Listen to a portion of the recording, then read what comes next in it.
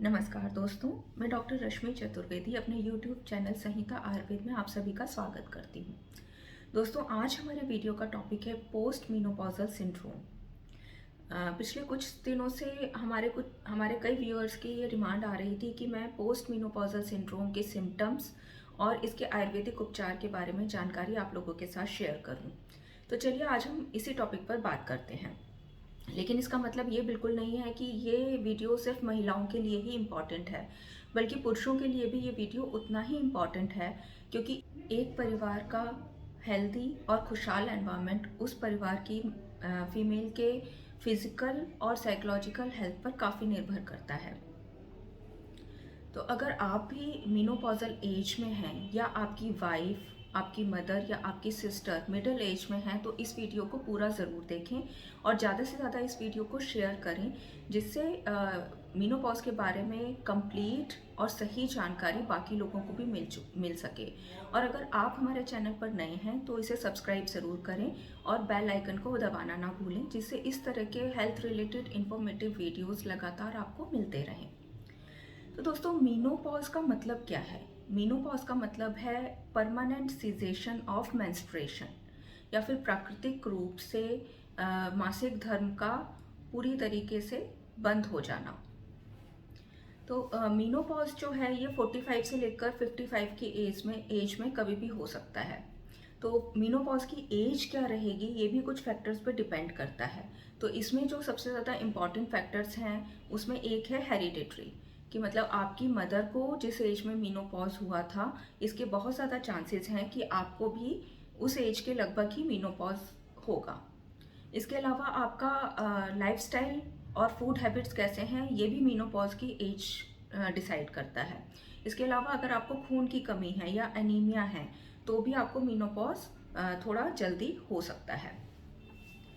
Menopause एकदम से नहीं होता है। मेनोपॉज होने में 4 से 5 साल भी लग सकते हैं, लेकिन ये 4 से 5 साल का जो पीरियड है इसमें भी हमें कुछ सिम्टम्स दिखाई देते हैं जिन्हें हम प्री मेनोपॉजल सिम्टम्स कहते हैं। तो ये सिम्टम्स हमारे शरीर में दिखाई क्यों देते हैं, तो आइए हम इसके बारे में अब थोड़ा जानकारी लेते हैं। तो जैसे जैसे हमारी एज बढ़ती है तो हमारे रिप्रोडक्टिव ऑर्गन्स, स्पेशली हमारी जो ओवरी रहती है जिसका काम है फॉलिकल को या एग को प्रोड्यूस करना, ये अपना काम करना धीरे धीरे कम कर देती है और फिर बिल्कुल बंद कर देती है। तो इसकी वजह से जो एक हार्मोन है जिसका नाम है एस्ट्रोजन, इसका लेवल हमारे शरीर में कम होने लगता है और इसी की वजह से, हार्मोनल डिस्टर्बेंस की वजह से हमारे शरीर में ये कुछ चेंजेस दिखाई देते हैं। तो जब ये हार्मोन का लेवल धीरे धीरे कम होने लगता है तो उस टाइम पर हमारे जो पीरियड्स हैं वो इर्रेगुलर होना शुरू हो जाते हैं। जैसे अगर आपके पीरियड्स पहले नॉर्मल आते थे तो अभी आपके पीरियड्स या तो जल्दी जल्दी आने लगेंगे, महीने में 2 बार भी आ सकते हैं, और या फिर 2-3 महीने में 1 बार आने लगेंगे। तो पीरियड्स में जो फ्लो होता है वो भी इर्रेगुलर हो जाता है। कभी कभी ये बहुत ज़्यादा होने लगता है और कभी कभी बिल्कुल ही कम हो जाता है। इसके अलावा पीरियड्स के बीच में रेड या ब्राउनिश रेड कलर का डिस्चार्ज भी कई लोगों में देखने को मिलता है। तो इन सभी सिम्टम्स को हम प्री मेनोपॉजल सिम्टम्स कहते हैं। लेकिन जब एस्ट्रोजन का प्रोडक्शन बिल्कुल बंद हो जाता है या ओवरी एग प्रोड्यूस करना बिल्कुल बंद कर देती है, मतलब कि मेनोपॉज जब हो जाता है उसके बाद ये सिम्टम्स थोड़े ज़्यादा इंटेंस हो जाते हैं और तब हम इन्हें पोस्ट मेनोपॉजल सिंड्रोम कहते हैं। तो आइए हम देखते हैं कि ये सिम्टम्स कौन कौन से हैं। तो दोस्तों, इन सिम्टम्स को हम 2 कैटेगरीज में डिवाइड कर सकते हैं। पहला है फिजिकल सिम्टम्स, या कि जो कि हमें हमारे शरीर में दिखाई देते हैं। तो इसमें जो सबसे ज़्यादा इम्पॉर्टेंट सिम्टम है वो है हॉट फ्लैशेस, मतलब एकदम से आपको गर्मी लगती है। तो पेशेंट्स या फीमेल्स ये शिकायत करती हैं कि टेम्परेचर वही है, टेम्परेचर में कोई चेंज नहीं हुआ, लेकिन एकदम से उन्हें इतनी ज़्यादा गर्मी लगती है कि ऐसा लगता है जैसे पूरे शरीर में हॉटनेस बहुत ज़्यादा बढ़ गई है, हीट बहुत ज़्यादा बढ़ गई है। तो इसको हॉट फ्लैशेस बोलते हैं। इसके अलावा रात में सोते टाइम पसीना आना या नाइट स्वेट्स, ये तकलीफ भी आपको शुरू हो सकती है। इसके बाद जो अगला सिम्टम आता है वो है पाल्पिटेशन या फिर हार्ट बीट का बढ़ना। इसके अलावा जॉइंट पेन या कमर में दर्द रहना, इसके बाद आता है जॉइंट पेन या कमर में दर्द रहना। तो शरीर में किसी भी जॉइंट में या स्पेशली कमर में दर्द होने की शिकायत फीमेल्स को होने लगती है। फिर आता है वेजाइनल ड्राइनेस या फिर वेजाइना में ईचिंग बार बार होना, या फिर वेजाइना का बहुत ज़्यादा ड्राई रहना। इसके बाद आता है यूरिनरी इनकॉन्टिनेंस। तो फीमेल्स ये शिकायत करती हैं कि उनको यूरिन को कंट्रोल करने में प्रॉब्लम होने लग गई है, या फिर अगर वो ज़्यादा तेज हंसते हैं या ज़्यादा तेज खांसते हैं तो उसके बाद थोड़ा सा यूरिन लीकेज होने शुरू हो जाती है। तो इसे हम कहते हैं यूरिनरी इनकॉन्टिनेंस। इसके अलावा मसल टोन भी थोड़ी लूज हो जाती है, मसल्स लूज होना शुरू हो जाती हैं, स्किन टोन भी थोड़ी कम होनी शुरू हो जाती है। इसके अलावा जो सिम्टम हमें देखने को मिलता है वो होता है लॉस ऑफ लिबिडो या फिर सेक्सुअल डिजायर का कम हो जाना। इसके अलावा थकावट रहना या फटीग, आलस रहना, कुछ काम करने का मन ना करना। तो ये सब फिजिकल सिम्टम्स हैं जो कि हमें शरीर पर दिखाई देते हैं। तो जो सेकेंड कैटेगरी आती है वो है साइकोलॉजिकल सिम्टम्स। तो ये साइकोलॉजिकल सिम्टम्स कौन कौन से हैं जो कि पोस्ट या प्री मेनोपॉज में हमें देखने को मिलते हैं, अब हम इसके बारे में देखेंगे। तो जो सबसे ज़्यादा कॉमन साइकोलॉजिकल सिम्टम हमें देखने को मिलता है वो है मूड स्विंग्स। मतलब मूड स्विंग्स बहुत ज़्यादा रहते हैं। अभी हम बहुत खुश हैं, थोड़ी देर बाद लगेगा कि बिल्कुल कुछ भी अच्छा नहीं लग रहा है, एकदम सिंकिंग जैसा लगेगा। बल्कि कई फीमेल्स तो ये शिकायत भी करती हैं हमारे पास आके कि कुछ भी रीज़न नहीं है लेकिन फिर भी मन करता है कि हम रो लें, या फिर बार बार रोने का मन करता है। तो ये मूड स्विंग्स में आता है। इसके अलावा चिड़चिड़ापन, बहुत ज़्यादा इरिटेबिलिटी रहती है, बिना बात के गुस्सा आना, या फिर किसी से बात करने का मन ना करना, अकेले रहने का मन करना। तो इन सारे सिम्टम्स की वजह से कई बार एंजाइटी और फिर डिप्रेशन का भी शिकार हो सकते हैं। इसके अलावा नींद डिस्टर्ब रहना, मतलब पहले अगर नींद ठीक आती थी लेकिन इस फेज में प्री मीनोपॉज या फिर पोस्ट मीनोपॉज फेज में आपकी नींद डिस्टर्ब होनी शुरू हो जाती है। मतलब रात में नींद कभी भी खुल जाएगी और फिर ठीक से नहीं आएगी।